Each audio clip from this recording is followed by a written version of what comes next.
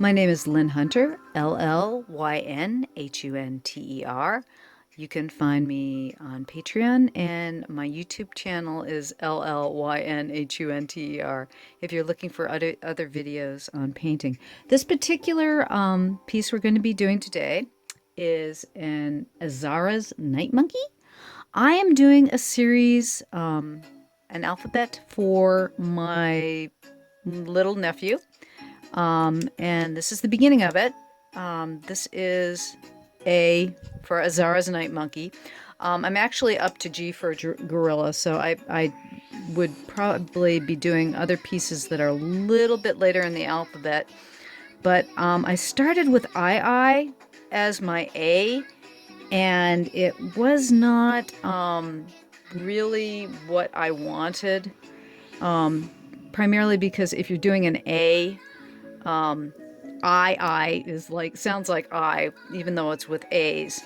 So we're doing Azara's. Now, when I'm starting here with, I'm going in with a little bit of yellow oxide, but I'm going to take in now with a little bit of cadmium orange, because Azara's has this marvelous orange front, orange yellow front. It's not quite cad orange. It's brilliant, but it's not quite a cad orange. So, but I'm gonna go in with it cad because cadmiums have a really nice intense color, and I'm gonna try to tone it down a little bit with a little cad yellow. So it's like I started with the yellow ochre and yellow oxide to give it a little bit more brown, but that just didn't seem quite right. And now I'm going in with a little bit of cadmium orange, because that particular color, let me pull into scene. I'm using my iPad as reference, and these are basically, you can see really well right there. See how that bright chest in Azara's? So while I'm painting, I'm going to tell you a little bit about the monkey itself. This particular breed of monkey lives in South America, and oddly enough, it does not have a prehensile tail. A lot of the monkeys in South and Central America have prehensile tails. The New World monkeys have prehensile tails, but Azara's in general does not. So it has a long tail. There. Put a little bit of brown into the red, or into the cad. Now what I'm doing right now is I'll dip my brush in the water, and it's just, there won't be any color in it. And what I'm doing is I'm trying to pull out some of the color, because I put a little bit too much in there. So I'm using my brush as actually kind of like a sponge. Now, I have a paper towel in my hand, and I'll take the water out of the brush. So it's a dry brush now, and that will suck the water out. So if I've got too much water there, that'll suck all the water out of there. And then I'm going to throw in actually a little, now I've sucked too much color out, so I want to put a little bit back in. And I'm going to put it around the edges. A little bit of extra yellow in there. It's a little bit, that cad orange is maybe a little bit too intense. So I'm going to add just a little bit of cad yellow to it, so it goes, it's not so red of an orange. And that's for the tummy. Okay, and then I'm going to put, I'm thinking burnt umber with a little bit of sepia in it for its back. And I'm going to give it an overall color for that, because the Azara's has kind of a light brown back. And you'll note I'm just puddling it all over.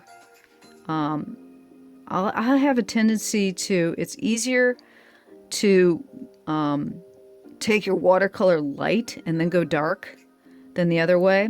And also, once when you're laying down your color like this, it'll get the paper damp, so that the next color that you lay on top of it will flow a little bit better. So it's like I have a tendency to do wet on dry is the technique that you call. When somebody lays down water, when you lay down water and then you put the color into it, it's called wet on wet. When you take wet watercolor and you put it on dry paper, it's called wet on dry. And so the technique I'm doing right now, my paper is dry. I've done the initial drawing is in ballpoint pen. And if you've never tried it before, ballpoint pen, it works to resist the water. It's a petroleum-based material, or it's the ink in ballpoint pen is petroleum-based, so it resists the water when you're painting on it. And the initial drawing I did, I would start with pencil, and then after I did the pencil drawing, I'd lightly erase it. I usually use a kneading eraser or a kneaded eraser to erase my lines, and then go over it, do a more detailed drawing in ballpoint pen. And I'm going to lift that up just a little bit because they're more light on the underside. They're not quite white on the inside of the leg, but they're lighter on the inside of the leg. So I'll probably do the shadows when I go back in a blue. But the backside, again, I'm using sepia and burnt umber together because burnt umber is a little bit to the yellow side. Sepia is a little bit to the blue. And the fur here on this particular monkey is a little bit kind of a gray brown. So the the raw umber, I'm using raw umber, excuse me. Burnt umber is very yellow, or more to the yellow. Whereas this is a little bit to the yellow, and then sepia is a little bit to the blue, or the cool side. So now what I'm doing, you can see I'm starting to go in with like a second layer on top of that. This area is dried since I painted it. So I can go back over it now and do detailing. When you're doing wet on wet, it's tough to do any kind of detailing. But once the area has dried, see, I can go back in the tail and I can start doing some texturing. And the Azara's has like a black tail. The tip of its tail is darker than the rest of its body. And also while I'm painting on this, I'll go around and do different areas of the painting because that way it allows, say I'm going to go start working on the branch, and I'm going to give this branch a little bit of a blue undercoating. It's going to go yellow, but I'm going to give it a little bit of blue undercoating. So what I'm using right now is one of my favorite colors is Payne's Gray. This is Payne's Gray, straight Payne's Gray. And I like Payne's Gray because it's kind of a blue-black color.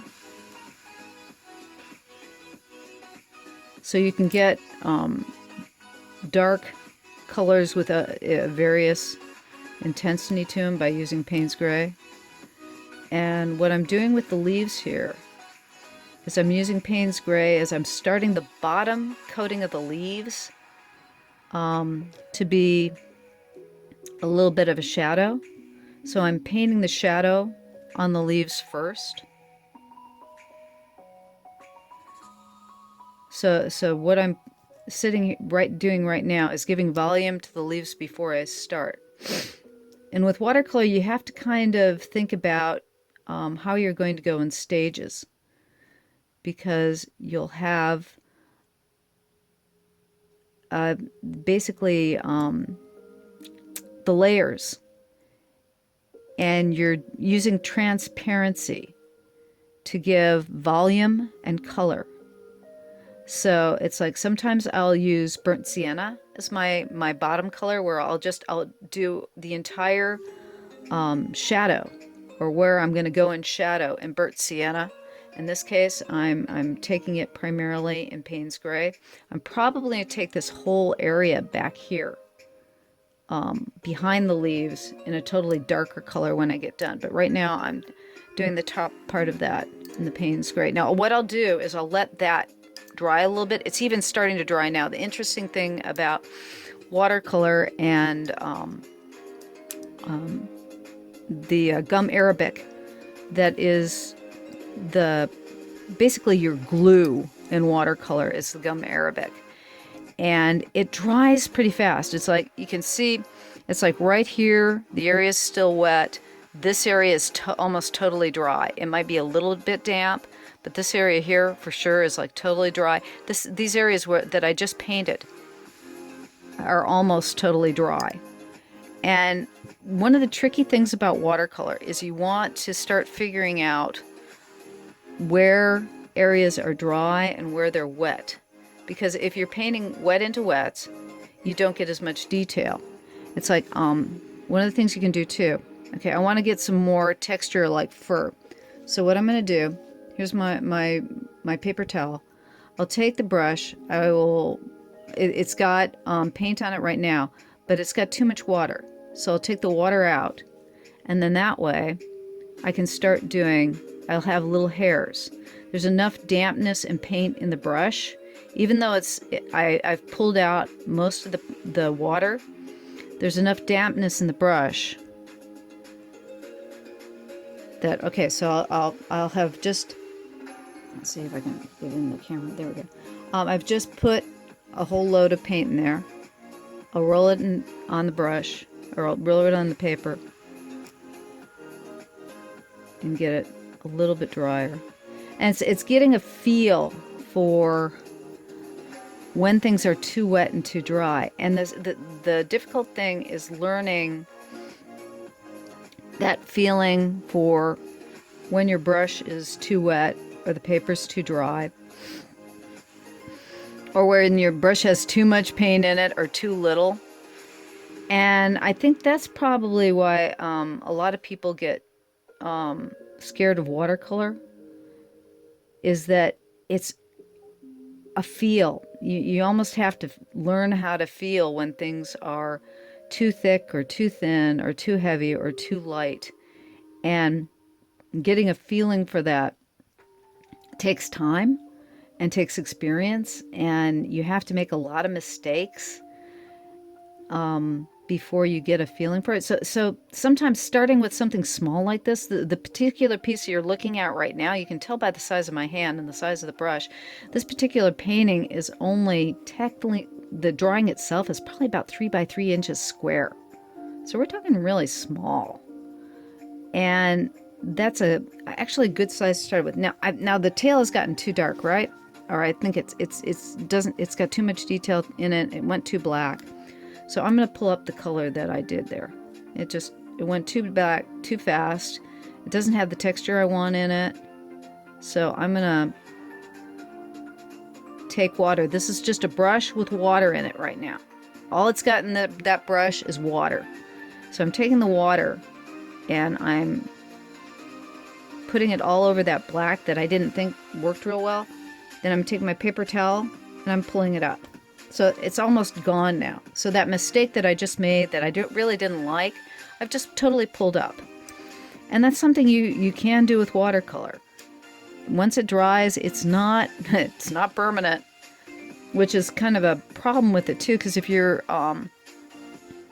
when you're framing it, when you're done with your piece, you want to keep watercolors away from moisture as much as possible. It's great living. I live in California. We don't have a real problem with moisture here, which is a good thing. But for the most part, as long as you keep watercolors away from water when they're done, they're pretty permanent for the rest of their lives. Now what I'm doing here too, and changing the color here, I'm adding some yellow ochre to this tree branch, and I'm keeping it spotty. Now I'm going to want to get a different color in there after this dries, so what I've done is I've put this in. These are all little wet puddles right now. Now I'm going to let those dry, and while those are drying, I'm going to play with the leaves a bit. So I'm going to take some permanent green light, and again some yellow ochre, and I'm mixing it together. You can't see it, I'm off to the side here, but that's what I'm taking to put in the leaves. And a lot of times you don't, it's like you see I'm going out of the line area, because I know that I'm going to be putting darker color in here. So I'll let the color that I'm working on now fall outside of the lines that I'm playing with. I don't have to be as careful about that because I know that I'm going to be filling this background area with something darker. So I don't have to be as careful. Now I'm painting where I'm painting up to the monkey itself. I'm being more careful here, but I'm not as careful there. So sometimes, you know, it's like you can be a little bit less concerned about painting outside. And also that'll give, this color here will get some more volume to it by allowing certain colors to mix. And it's going to be part of my background, so I'm not as worried. And you can see too, while I'm painting over these areas, it's picking up the Payne's gray that I put beneath there is getting lighter because my brush is stroking into it. So the shapes of the Payne's gray, some of them you can see, some of the shape will stay, some of it won't. Some of it will pull up, some of it won't. Some will mix in with the color that I'm painting over the top of it. And that's actually the beauty of watercolor, because I will have intentionally laid down some color, but then the paint itself will shift and decide where it wants to go. And for better or worse, that's what watercolor does. And it's kind of learning how to use the happy accidents. I'll probably say that more often than I should, but it's true. You either like watercolor for the happy accidents, or you hate watercolor for the happy accidents. They will either they will both make you very, very happy, or they will drive you insane. But that's kind of the way the paint goes. Now I've accidentally on the tray, just to let you know, I got a little bit of orange mixed in with the leaves, and that's giving it a little bit of a yellow hue. And that's kind of the fun thing too. I keep my palette actually kind of dirty. I'm going to shift it over so you can see the palette. My palette is actually rather dirty, and the reason why I keep it a little dirty is because, again, watercolor, you can get your most interesting colors sometimes by letting bleeding happen when you're mixing, so you get added color into what you're doing. A little bit of, with green, a little bit of red and green is always a good thing as far as I'm concerned, because your complement, red is your complement to green. So that'll basically dull it down so it's not so intense. And man-made greens, I find, have a very artificial quality to them. When you get your greens out of the tube, they don't look like real greens in nature. And so I will have a tendency to want to add blues to them, add yellows to them, add reds to them, just because they just don't quite look right out of the tube. And mixing green, I personally have troubles getting the right shade of green by mixing it with green and blue. I really like to take a green out of the tube and add to it, and that seems to work for me. Everybody has a different way of getting their favorite color, or getting the colors that they like. And with me, I like to start with a green out of the tube, and then I will add yellow or blue. Prussian blue is one of my favorite things to add. And we're going to paint the ear, pull up this. The ear is a little bit hidden in his fur. And the Azaras also, they have very, very orange eyes. So I'm going to take that cat orange and fill his eye. And I'm going to try to keep the highlight pure white. If you find that when you're especially painting something this small and that highlight gets filled in, or the water somehow fills in the white, that wonderful highlight that you wanted in the eye, you can always pull it out with an X-Acto knife blade. Get used to learning how to use an X-Acto knife blade for fixing mistakes. I'm probably... Actually, there are a few things in here that I can pick out and show you when I get done with this. But with most pieces, there's going to be something I do wrong on it that I'll have to pull out an X-Acto knife blade and get it. Okay, I'm going to let that eye dry for a bit. Now he's got a little bit, the muzzle is a little bit of a light brown, so I'm going to go within that. Give us a little muzzle. And the layer areas around him that are white on the Azaras. He's got this amazing white face, but around his eyes he's got a little bit of brown. So I'm going to put a little bit brown around the eyes here. There we go. Now I'm going to play with the background with the leaves. The leaves here have gotten more dry. So I'm going to go in with some Viridian and permanent green light. I mix my Viridian is more of a blue, and the permanent green light is more yellow. And then I'm going to take a little bit of violet and add it to the green. Here. Problem with violet, sometimes when it dries, it gets heavy. Okay, so I'm going to go in here and get behind these greens with a dark green.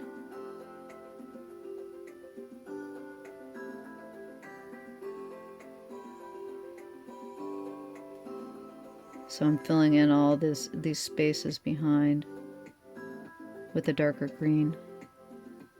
And again, this green was made with Viridian, permanent green light, and just a hint of violet thrown in.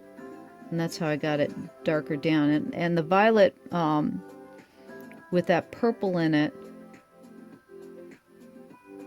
gives it a little bit of graying. So again, it's like I like a more natural green rather than an intense green.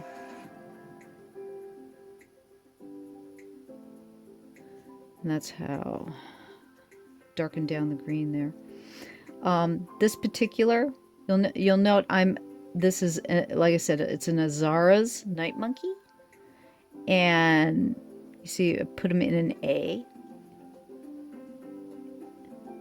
for Azara, of course. And this is, like I said, this is part of a series of, this is going to be an alphabet. These are all the intention of this particular alphabet that I'm creating is going to be all monkeys and apes. And I've done, this is going to be the 5th alphabet I'm working on. If you go to my Instagram, or if you go to my Patreon, if you want my animal alphabet, I did a full-on animal alphabet that is totally completed. You can go to my Patreon, and the complete alphabet, you can get coloring pages and download full color prints, digital prints, for free. Because anybody who joins my Patreon at the $1 level, I have a huge number of exclusives that lots of digital downloads, lots of coloring pages, because all my paintings I'll do as black lines first. So I'll put the black lines there so that if you want coloring pages of any of these to use for embroidery or things of that nature, anybody who joins my Patreon, you have availability to all my past digital downloads there as a new patron. And my lowest level on my Patreon site is $1 a month. So $12 for, I have over 150 digital downloads right now for $12. So it's kind of a deal. And I'm really good about posting. I usually post at least anywhere from 5 to 7 times a week for different things. I post these tutorials for my patrons first, and then I offer them up for everybody else. But anyways, so there you can see all the dark that I've done in the background. So now the monkey's standing out now.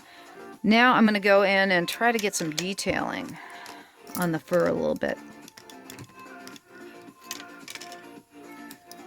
So I'm going to go into my Payne's Gray and Sepia and try to get that tail right again. Yeah, that's better.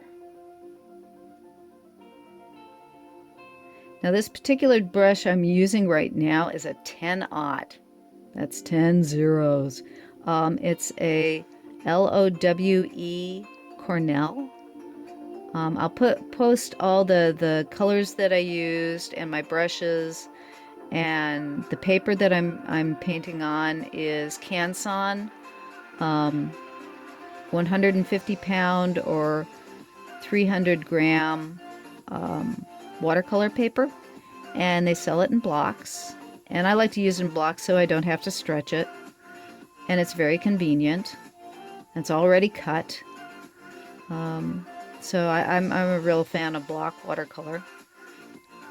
Now what you can see I'm doing is that, again, this is wet into dry, but my brush is actually pretty dry. There's not a lot of water on that brush. It's mostly a dry brush, or what they call a dry brush, because there's not a lot of water in the brush itself. Okay. Let's see here. I'll put a little bit of texture into his fur.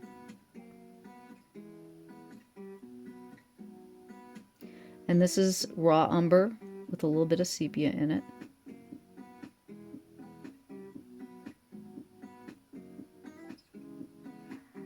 Just to give him some texture in his fur.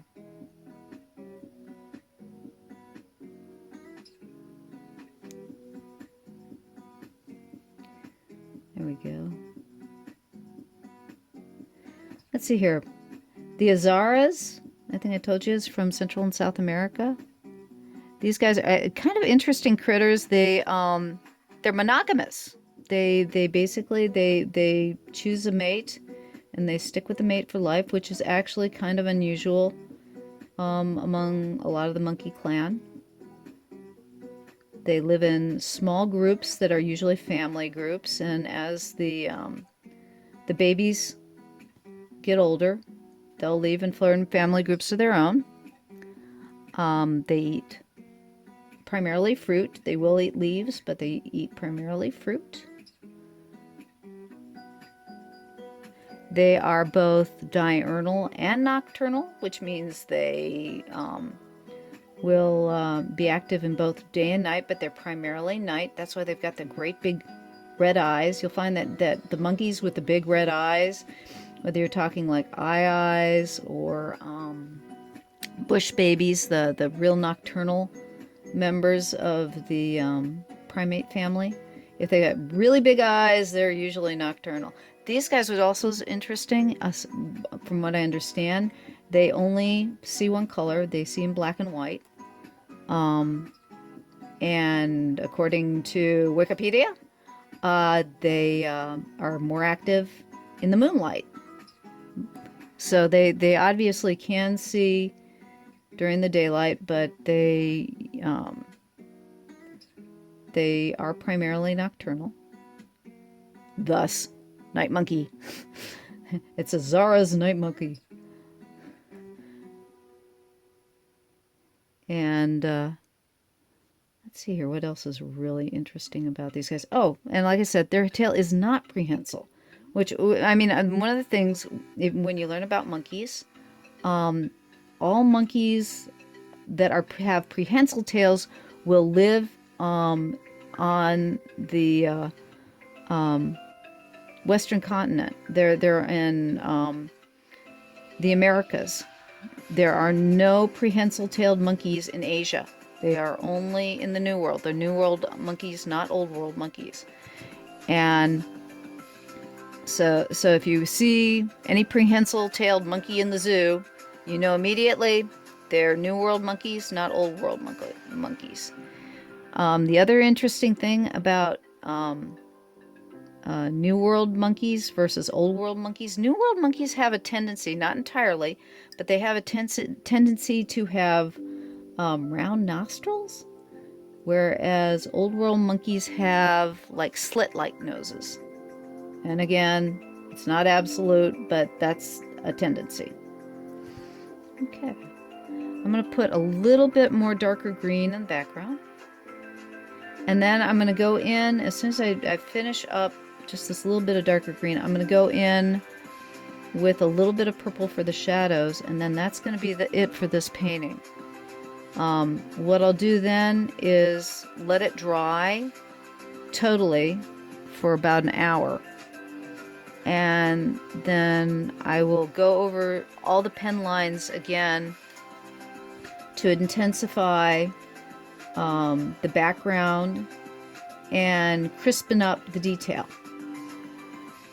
So if you want to see the finish on this piece, again, I'll be posting it on my Patreon, and I will also be posting it on my Instagram. You can find it at either place. I will try to post a link on the video where it is on my Patreon. What I usually will do is I will put some areas on my Patreon that are open for people who are not patrons, so you can see some of the stuff that I give away and what I do for free. And then you can choose for yourself whether you'd like to join.